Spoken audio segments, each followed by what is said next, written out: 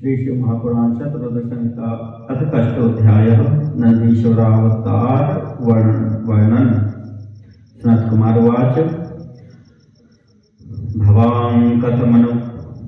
भगवान् कथमनुप्राप्तो महादेवांशज शिवं श्रोतुमिच्छामि तत्सर्वं वक्तुमर्हसि मे प्रभो। सनत कुमार बोले, हे नंदीश्वर, आप महादेव के अंश से किस प्रकार उत्पन्न हुए और किस प्रकार शिव तत्व को प्राप्त हुए। हे प्रभु, मैं वह सब सुनना चाहता हूँ, अतः आप मुझे बताने की कृपा करें। नंदीश्वर उवाच सनत कुमार सर्वज्ञ सावधानतया शृणु यथाहं च शिवं प्राप्तो महादेवांशजो मुने।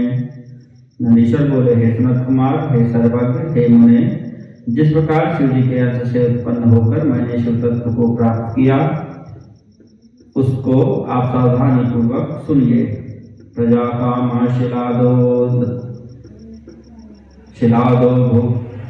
शिलादो भूदुक्तः पितृभिरादरात् तदुद्धर्तुमना भक्त्या समुद्धारं भिक्षुभिः। किसी समय उद्धार की अभिलाषा वाले पितरों ने महर्षि शिलाद से आदर पूर्वक कहा कि संतान उत्पन्न करने का प्रयत्न करें। तब शिलाद ने भक्ति पूर्वक उनका उद्धार करने की इच्छा से पुत्रोत्पत्ति करने का विचार किया। अधो दृष्टि सुधर्मात्मा शिलादो नाम वीरवान तस्यासीन मुनि कैरवृत्ति शिवलोके च सोगमत् शक्रमुद्दिश्य स मुनिस्तपस्ते सुदुःसहं निश्चलात्मा शिलादाख्यो बहुकालं दृढ़व्रतः। परम धर्मात्मा तथा तेजस्वी उन शिलाद मुनि ने अधोदृष्टि एवं मुनि वृत्ति धारण कर ली और वे शिवलोक को गए। उन शिलाद मुनि ने स्थिर मन तथा दृढ़ व्रत वाला होकर इंद्र को उद्देश्य करके बहुत समय तक अति कठोर तप किया। तपस्तस्य तपसा संतुष्टो भूच्छतक्रतुः जगाम च वरं दातुं सर्वदेव प्रभुस्तदा। शिलादमाह सुप्रीत्या शक्रस्तुष्टोऽस्मि तेन तेन त्वं मुनिशार्दूलो वरयस्व वरानति। तब तपोनिरत उनके तप से सर्वदेव प्रभु इंद्र संतुष्ट हो गए और वर देने हेतु गए तथा अत्यंत प्रेम पूर्वक शिलाद से बोले, हे अनग, मैं आप पर प्रसन्न हूँ, अतः हे मुनिशार्दूल, आप वर मांगे। ततः प्रणम्य देवेशं स्तुत्वा स्तुतिभिरादरात् शिलादो मुनिशार्दूलस्तमाह सुकृतांजलिः। तब शिलाद मुनि देवेश इंद्र को प्रणाम कर स्तोत्रों के द्वारा आदर पूर्वक स्तुति करके हाथ जोड़कर उनसे कहने लगे। शिलाद उवाच शतक्रतो सुरेशान संतुष्टो यदि मे प्रभो अयोनिजं मृत्युहीनं पुत्रमिच्छामि सुव्रतम्। शिलाद बोले, हे इंद्र, हे सुरेशान, हे प्रभु, यदि आप मुझ पर प्रसन्न हैं तो मैं आपसे अयोनिज अमर तथा उत्तम व्रत वाले पुत्र की कामना करता हूँ। शक्रवाच पुत्रं दास्यामि पुत्रार्थिन्यो निजं मृत्यु संयुतम् अन्यथा तेन दास्यामि मृत्युहीना न सन्ति वै न दास्यामि सुतं तेऽहं मृत्युहीनमयो निजम् हरिर्विधिश्च भगवान् किमुत्तान्ये महामुने। शक्र बोले, हे पुत्रार्थिन, मैं आपको योनि से उत्पन्न तथा मृत्यु को प्राप्त होने वाला पुत्र दे सकता हूँ, इसके विपरीत नहीं, क्योंकि मृत्युहीन तो कोई नहीं है। मैं आपको अयोनिज तथा मृत्यु रहित पुत्र नहीं दे सकता। हे महामुने, अयोनिज एवं अमर पुत्र तो भगवान विष्णु, ब्रह्मा या कोई अन्य भी नहीं दे सकते हैं। तावपि त्रिपुरार्यंग संभवो मरणान्वितौ तयोरप्यायुषं मानं कथितं निगमे पृथक्। वे दोनों भी शिव के शरीर से उत्पन्न होते हैं और मरते रहते हैं, एवं उन दोनों की आयु का प्रमाण भी वेद में अलग अलग कहा गया है। तस्मादयो निजे पुत्रे मृत्युहीने प्रयत्नतः परित्यजाशां विप्रेन्द्र गृहाणात्मक्षमं सुतम्। इसलिए हे विप्रवर, मृत्युहीन एवं अयोनिज पुत्र की कामना प्रयत्न पूर्वक छोड़ें और अपने सामर्थ्य वाला पुत्र प्राप्त करें। किंतु देवेशरो रुद्र प्रसीदति महेश्वरः सुदुर्लभो मृत्युहीनस्तव पुत्रो हिरण्योनिजः। हाँ, यदि देवाधिदेव महादेव रुद्र आप पर प्रसन्न हो जाएं तो आपको अत्यंत दुर्लभ मृत्युहीन और अयोनिज पुत्र प्राप्त हो सकता है। अहम च विष्णुर्भगवान् द्रविणश्च महामुने अयोनिजं मृत्युहीनं पुत्रं दातुं न शक्नुमः। आराधय महादेवं तत्पुत्र विनिकामया सर्वेश्वरो महाशक्तः सते पुत्रं प्रदास्यति। हे महामुने, मैं भगवान विष्णु और एवं ब्रह्मा भी अयोनिज तथा मृत्युहीन पुत्र नहीं दे सकते। यदि इस प्रकार के पुत्र को प्राप्त करने की कामना से आप महादेव की आराधना कीजिए तो महान सामर्थ्य वाले वे सर्वेश्वर आपको इस प्रकार का पुत्र देंगे। नंदीश्वर वाच एवं प्रत्यविप्रेन्द्र मनुग्रह च तं गणे देवैर्व्रतः सुरेशानः स्वलोकं सगमान् मुने। नंदीश्वर बोले, हे मुने, परम दयालु इंद्र उन विप्रेंद्र को इस प्रकार से कहकर तथा उन पर अनुग्रह करके देवताओं के साथ अपने लोक को चले गए। गते तस्मिंश्च वरदे सहस्राक्षे शिलासनः आराधयन् महादेवं तपसा तोषयद्भवम्। वरदाता इंद्र के चले जाने पर वे शिलाद मुनि महादेव की आराधना करते हुए अपनी तपस्या से शिव को प्रसन्न करने लगे। अत तस्यैवं निशं तत्परस्य द्विजस्य वै दिव्यं वर्षसहस्रं तु गतं क्षणमिवाद्भुतम्। इस प्रकार रात दिन तत्परता पूर्वक तपस्या करते हुए उन द्विज शिलाद मुनि के दिव्य 1000 वर्ष एक क्षण के समान बीत गए। यह आश्चर्यजनक था। वल्मीकेन व्रतांगश्च लक्षकीटगुणैर्मुनिः वज्रसूचिमुखैश्चान्ये रक्तभुग्भिश्च सर्वतः निर्मांसरुधिरत्वग्वै बिले तस्मिन्वस्थितः अस्ति शेखो भवतपश्चाच्छिलादो मुनिसत्तमः। उनका समस्त शरीर वज्रसूचि के समान मुख वाले एवं अन्यान्य रुधिर पान करने वाले लाखों कीड़ों से तथा वल्मीक से ढक गया। इस प्रकार त्वचा रुधिर एवं मांस से रहित हो गया। बामी में स्थित मुनि श्रेष्ठ शिलाद की हड्डियां ही बची रह गई थी। तुष्ट प्रभुस्तदा समय दर्शयामास स्वं तनुं दिव्यां दिव्य गुणैर्युक्तां वाम बुद्धिभिः। तब शिव जी ने प्रसन्न होकर उन्हें दिव्य गुणों से युक्त अपना दिव्य शरीर दिखलाया, जिससे कुटिल बुद्धि रखने वाले नहीं प्राप्त कर सकते हैं। दिव्य वर्ष सहस्रेण तप्यमानाय शूलधृक् सर्वदेवाधिपस्तस्मै वरदोऽस्मीत्यभाषत। तब सभी देवताओं के स्वामी शूलधारी शिव ने देवताओं के 1000 वर्ष से तप करते हुए उन शिलाद मुनि से कहा कि मैं आपको वर देने हेतु आया हूँ। महासमाधि संलीनः स शिलादो महामुनि नाशनोत्तद्गिरं शंभुर्भक्त्यधीनतरस्य वै। महासमाधि में लीन वे महामुनि शिलाद भक्ति के अधीन रहने वाले शिव जी की उस वाणी को नहीं सुन सके। यदा स्पृष्टो मुनिस्तेन करेण त्रिपुरारिणा तदैव मुनिशार्दूल उत्ससर्ज तपक्रमम्। जब शिव जी ने अपने हाथ से मुनि का स्पर्श किया तब मुनिश्रेष्ठ शिलाद ने तपस्या छोड़ी। अथोन्मील्य मुनिर्नेत्रे सोमं शंभुं विलोकयन् द्रुतं प्रणम्य समुदा पादयोर्न्यपतन् मुने। हे मुने, तदनंतर नेत्र खोलकर पार्वती सहित शिव का दर्शन प्राप्त कर शीघ्रता से आनंद पूर्वक प्रणाम करके शिलाद मुनि उनके चरणों पर गिर पड़े।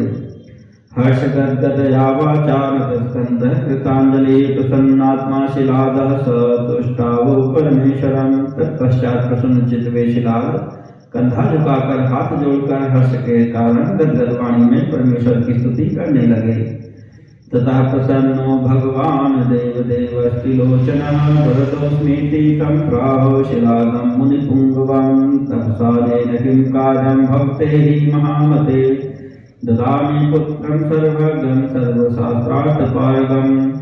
तदनंतर प्रसन्न हुए देवादिदेव त्रिलोचन भगवान शिव ने मुनि श्रेष्ठ शिलाद से पुनः कहा, मैं आपको वर देने आया हूँ। हे महामते, इस तपस्या से आपको क्या करना है? मैं आपको सर्वज्ञ तथा सर्वशास्त्रार्थ वेदता पुत्र दे रहा हूँ। तथा प्रणम्य देवेशं तच्छ्रुत्वा च शिलासनः हर्षगदगदया वाचो वाच सोम विभूषणम्। तब यह सुनकर शिलाद ने शिव जी को प्रणाम कर हर्ष के कारण गदगद वाणी में पुनः चंद्रशेखर से कहा, शिलादवाच, मेष यदि तुष्टोषि यदि वा वरदश्च मे इच्छामि तत्समं पुत्रं ऋतुहीन योनिजम्। शिलाद बोले, हे महेश्वर, यदि आप मुझ पर प्रसन्न हैं और मुझे वर देना चाहते हैं तो मैं आपके समान ही अयोनिज और मृत्युहीन पुत्र चाहता हूँ। नंदीश्वर वाच, एवं मुक्तस्ततो देवस्य त्र्यंबकस्तेन शंकरः प्रत्युवाच प्रसन्नात्मा शिलादं मुनिसत्तमम्। नंदीश्वर बोले, हे सनत कुमार, तब उनके ऐसा कहने पर त्रिनेत्र भगवान शिव प्रसन्न चित्त होकर मुनिश्रेष्ठ शिलाद से कहने लगे। शिववाच, पूर्वमाराधितो विप्र ब्रह्मणाहं तपोधन तपसा चावतारार्थं मुनिभ्यश्च सुरोत्तमयः तव पुत्रो भविष्यामि नन्दी नाम्ना त्वयोनिजः। पिता भविष्यसि मम पितुर्वै जगतां मुने। पिता भविष्यसि मम पितुर्वै जगतां मुने। शिवजी बोले, हे विप्र, हे तपोधन, पूर्व काल में ब्रह्मा देवताओं तथा मुनियों ने मेरे अवतार के लिए तपस्या के द्वारा मेरी आराधना की थी, इसलिए मैं नंदी नाम से आपके अयोनिज पुत्र के रूप में अवतरित होऊंगा। और हे मुने, तब आप मुझे तीनों लोकों के पिता के भी पिता बन जाएंगे। नंदीश्वर वाच, एवं मुक्ता मुनि प्रेक्ष्य प्रणिपत्य स्थितं घनी सोमस्तूर्णं समादिश्य तत्रैवान्तर्दधे हरः। नंदीश्वर बोले, ऐसा कहकर प्रणाम करके स्थित मुनि को की ओर देखकर उन्हें आज्ञा देकर उमा सहित दयालु शिव वहीं अंतर्हित हो गए। गते तस्मिन् महादेवे स शिलादो महामुनिः समासमुपागम्य ऋषिभ्यो कथयत्ततः। तब उन महादेव के अंतर्ध्यान हो जाने पर अपने आश्रम में आकर उन महामुनि शिलाद ने ऋषियों को वह वृत्तांत बताया। केता चैव कालेन तदा सौजनकः समे यज्ञांगणं चकर्खाशु यज्ञार्थं यज्ञवित्तमः। हे सनत कुमार, कुछ समय बाद यज्ञवेताओं में श्रेष्ठ मेरे पिता शिलाद मुनि यज्ञ करने के लिए यज्ञ स्थल का शीघ्रता से कर्षण करने लगे। ततः क्षणादहं शम्भोस्तनुजस्तस्य चाज्ञया सजातः पूर्वमेवाहं दिवान्ताग्निसमप्रभव। उसी समय यज्ञारंभ से पूर्व ही शिव जी की आज्ञा से प्रलयाग्नि के सदृश देदीप्यमान होकर मैं उनके शरीर से पुत्र के रूप में प्रकट हुआ। अवर्षंस्तदा पुष्करावर्तकाद्या जगहुचेत्थेचराः किन्नराः सिद्धसाध्याः शिलादात्मजत्वं गते मर्यखीन्द्राः समन्ताच्च वृष्टिं यधुकौ सुमिन्ते। अथ ब्रह्मादयो देवादेव पत्न्यश्च सर्वशः तत्रा जग्मुश्चक्षु प्रीत्या हरिश्चैव शिवोऽम्बिका। उस समय शिलाद मुनि ने पुत्र रूप में मेरे अवतरित होने पर पुष्प करावर्त आदि मेघ वर्षा करने लगे। उस समय शिलाद मुनि के पुत्र रूप में मेरे अवतरित होने पर पुष्प करावर्त आदि मेघ वर्षा करने लगे। आकाशचारी किन्नर सिद्ध एवं साध्यगण गान करने लगे और ऋषिगण चारों ओर से पुष्प वृष्टि करने लगे। इसके बाद ब्रह्मादि देवगण, देवपत्नियां, विष्णु, शिव, अंबिका ये सब अत्यंत प्रसन्नता पूर्वक वहां आए। तदोत्सवो महानासिन्नृतुश्चाप्सरो गणाः आदत्त मां तथा लिंग तुष्टुर्हर्षिताश्चे सुप्रशस्य शिलादन्तं स्तुत्वा च सुस्तवैः शिवौ सर्वे जगमुच्च धामानि शिवावप्यखिलेश्वरौ। उस समय वहां पर बहुत बड़ा उत्सव हुआ। अप्सराएं नाचने लगी। वे सभी देवगण हर्षित होकर मेरा समादर तथा आलिंगन करके स्तुति करने लगे। वे लोग उन शिलाद मुनि की प्रशंसा कर तथा उत्तम स्तोत्रों से शिव एवं पार्वती की स्तुति कर अपने अपने धामों को चले गए। अखिलेश्वर शिव शिवा भी अपने धाम को चले गए। शिलालोपे च मां दृष्ट्वा कालसूर्यानलप्रभं प्रक्षं चतुर्भुजं बालं जटा मुकुटधारिणं त्रिशूलाजायुधं दीप्तं सर्वथा रुद्ररूपिणं महानन्दभरः प्रीत्या प्रणम्य च।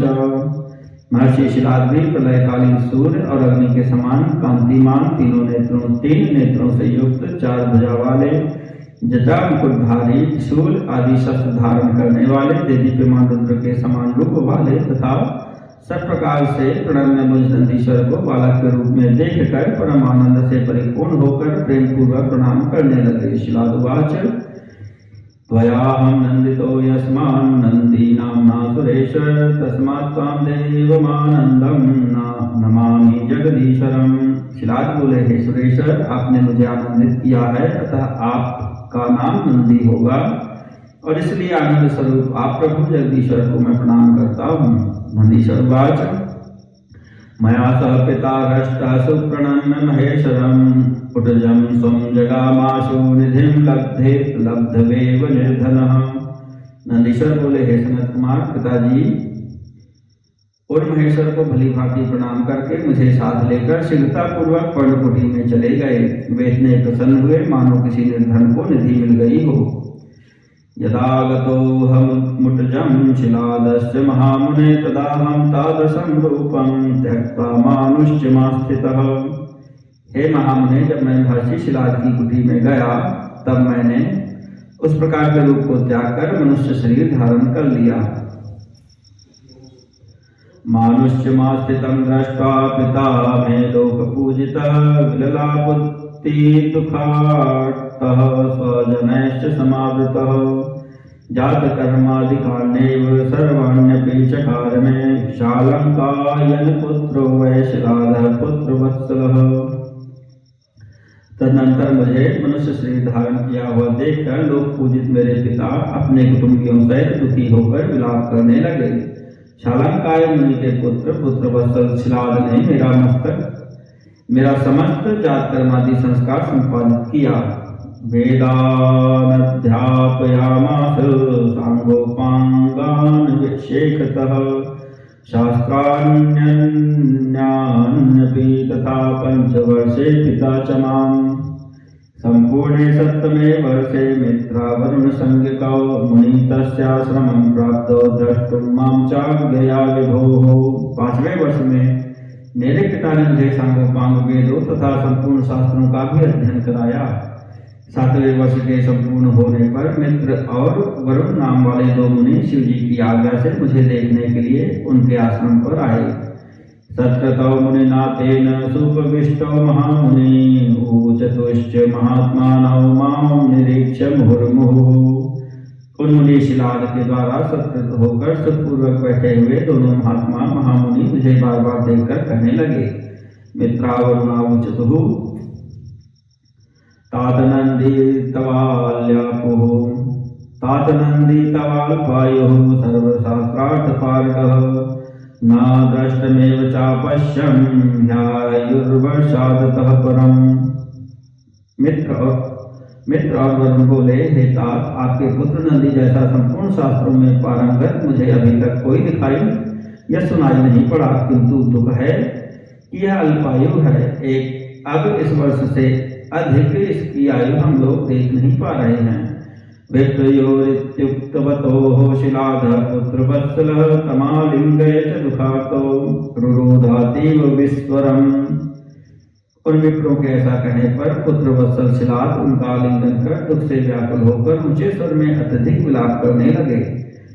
व्रतवत् पतितं दृष्ट्वा पितरं च पितामहं प्रत्युवोचत् प्रसन्नात्मा स्मृत्वा शिवपदाम्बुजं केन त्वं तात दुःखेन वेपुमानश्च रोदिषि दुःखं ते कुतोत्पन्नं ज्ञातुमिच्छामि तत्त्वतः।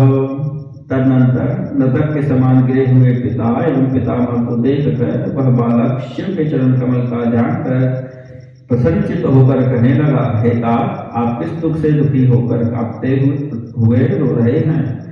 आपको यह दुख कहाँ से उत्पन्न हुआ? मैं उसको यथार्थ रूप से जानना चाहता हूँ। पितोवाच तवाल्प मृत्यु दुखेन दुखितोतीव पुत्रक को मे दुखम हरतु वै शरणं तं प्रयामि। पिता बोले, हे पुत्र, तुम्हारी अल्पावस्था में मृत्यु के दुख से मैं अत्यधिक दुखी हूँ। मेरे दुख को कौन दूर करेगा?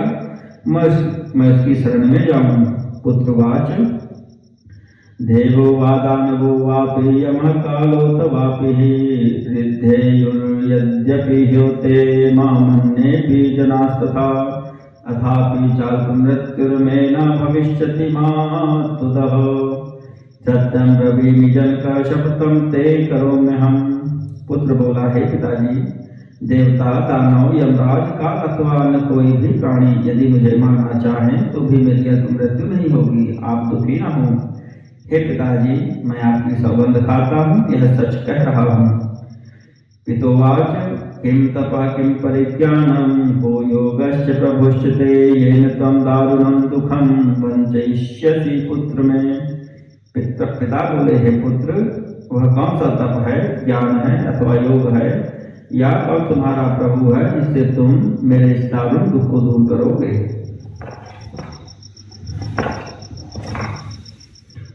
पुत्रवाच न तात तपसा मृत्युं वंचयिष्येन विद्यया महादेवस्य भजनान् मृत्युं जेष्यामि नान्यथा। पुत्र बोला, हे तात, मैं न तो तप से और न विद्या से ही मृत्यु को रोक सकूंगा। मैं तो केवल महादेव के भजन से मृत्यु को जीतूंगा, इसमें संदेह नहीं है। नंदीश्वरवाच इत्युक्त्वा हम पितुः पादौ प्रणम्य शिरसा मुने प्रदक्षिणीकृत्य च तमगच्छं वनमुत्तमम्। नंदीश्वर बोले, हे मुने, ऐसा कहकर मैं सिर झुकाकर पिता के चरणों को प्रणाम कर उनकी प्रदक्षिणा करके उत्तम वन की ओर चला गया। इति श्री शिव महापुराणे तृतीयायां शतरुद्र संहितायां नंदिकेश्वरावतार वर्णनम नाम 8वां अध्यायः।